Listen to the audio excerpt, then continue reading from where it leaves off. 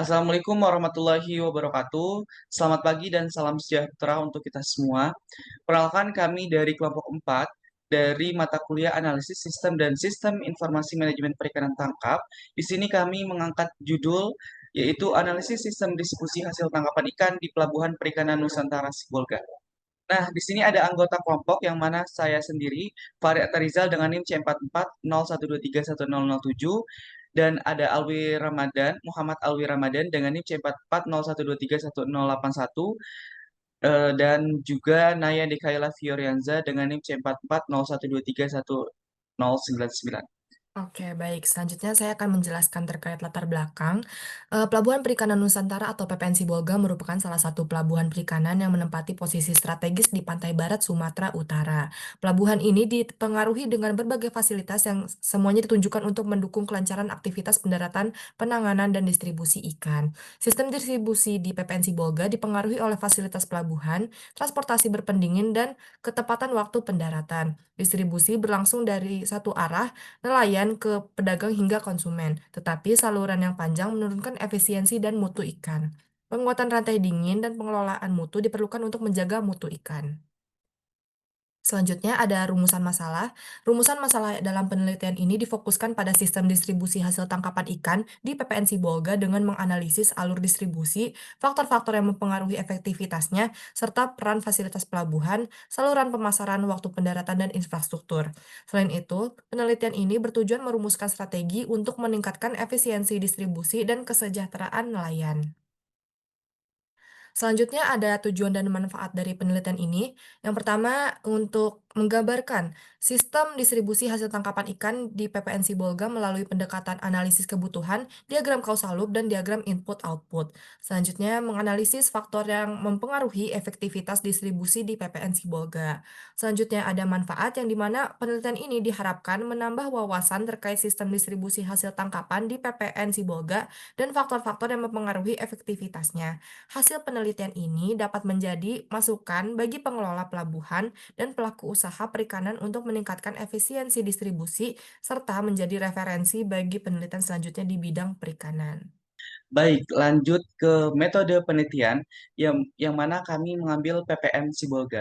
Nah, waktu dan tempat penelitian yaitu penelitian dilaksanakan selama kegiatan praktikum dan perkuliahan analisis sistem dan sistem manajemen informasi perikanan tangkap setiap hari Jumat pukul 13.30 sampai 16.20 WIB di ruang C4 Fakultas Perikanan dan Ilmu Kelautan IPB University.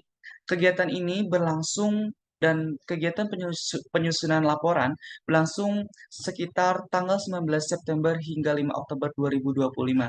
Kemudian lokasi kajian, fokus penelitian berada di Pelabuhan Perikanan Nusantara Sibolga, yaitu pelabuhan strategis di pantai Sumatera yang berfungsi sebagai pusat pendaratan distribusi dan pemasaran hasil tangkapan ikan.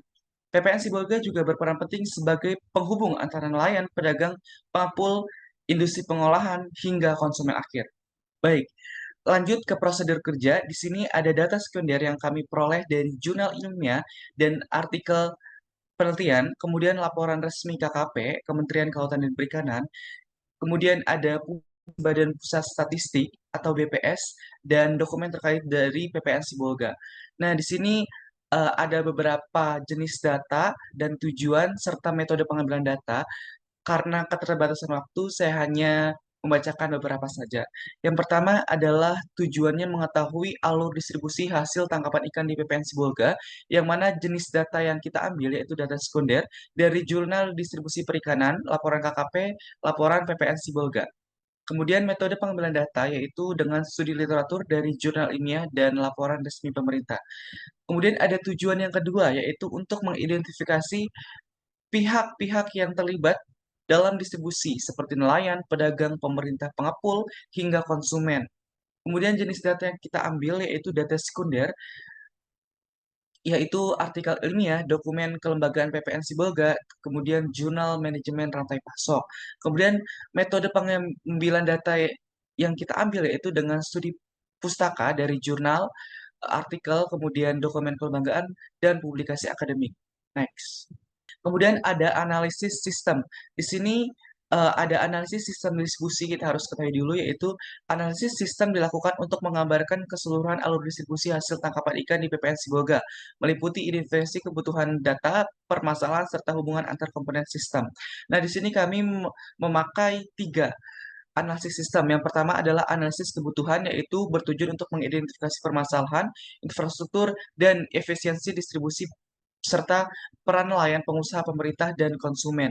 Kemudian ada diagram causal loop, yaitu untuk menunjukkan hubungan sebab akibat antar variabel yang mempengaruhi kelancaran distribusi, kelengkapan, kualitas ikan, dan keuntungan usaha.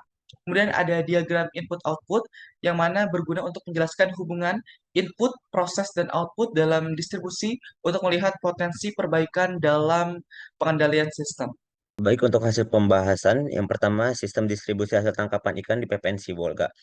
Sistem distribusi hasil tangkapan ikan di PPN Sibolga sangat berperan penting untuk menjaga kelancaran pasokan dan mutu produk perikanan. Efektivitasnya dipengaruhi oleh transport tingkatkan sistem distribusi di PPN Sibolga. Lanjut, next. Nah, untuk yang pertama tuh analisis kebutuhan. Analisis kebutuhan kita menganalisis permasalahan stakeholder dan kebutuhannya. Boleh di next lagi. Nah, ada pun pihak-pihak yang terkait. Yang pertama, pengusaha. Pengusaha ini kebutuhannya yang pertama sarana transportasi yang lebih efisien untuk distribusi ikan. Yang kedua, pasokan mutu ikan yang terjaga serta pasokan ikan sepanjang tahun. Yang kedua, pengelolaan PPN atau pemerintah. Kebutuhannya sistem distribusi yang tertib, transparan, dan terdokumentasi antara pengusaha dengan nelayan. Yang kedua, data distribusi hasil tangkapan ikan yang akurat. Yang ketiga, konsumen. Konsumen itu kebutuhannya yang pertama pasokan mutu ikan yang terjaga dan memenuhi standar konsumsi. Yang kedua, pasokan ikan sepanjang tahun. Yang keempat ada nelayan. Nelayan kebutuhannya fasilitas penyimpanan cold storage ketika hasil tangkapan mereka sudah dinaikkan ke TPI. Yang kedua, tempat pelelangan ikan yang terhubung langsung antara pengusaha dan nelayan. Boleh di next. Yang kedua ada diagram causal loop. Yang pertama itu ada infrastruktur. Ketika infrastruktur jalannya baik, maka kelancaran transportasi juga akan baik. Ketika kelancaran transportasi baik, maka akan mempersingkat waktu distribusi. Ketika waktu distribusi singkat akan mem- mem- memotong biaya operasional. Ketika biaya operasional rendah, itu akan meningkatkan keuntungan. Yang bawahnya itu ketika waktu distribusi singkat, itu akan mutu itu akan terjaga. Ketika mutu terjaga, itu akan meningkatkan harga jual. Ketika harga jualnya tinggi, itu akan membesar keuntungan. Di next, di next. Nah, yang ketiga itu ada input output. Nah, input output itu diagram itu menunjukkan bahwa sistem distribusi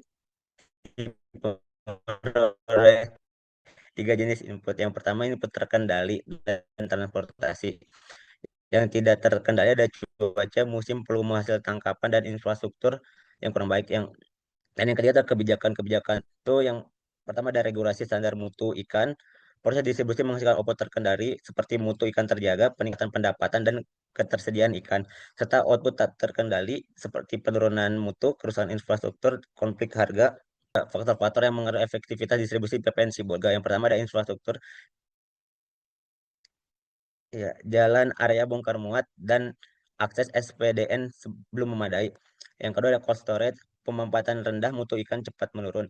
Yang ketiga, manajemen operasional, efisiensi transportasi dan penyimpanan masih kurang. Adapun faktor eksternal yang pertama ada cuaca ekstrim dan jalan rusak memperlambat distribusi serta menurunkan harga kesegaran ikan. Next.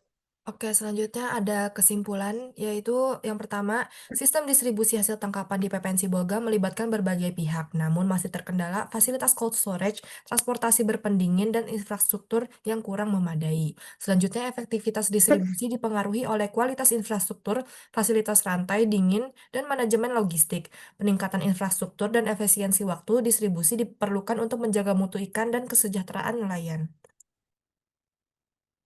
Selanjutnya, saran yang dapat kami tawarkan yaitu memperbaiki infrastruktur pelabuhan seperti jalan, area bongkar muat, dan penyimpanan. Selanjutnya, tambah dan optimalkan fasilitas cold chain seperti cold storage dan transportasi berpendingin.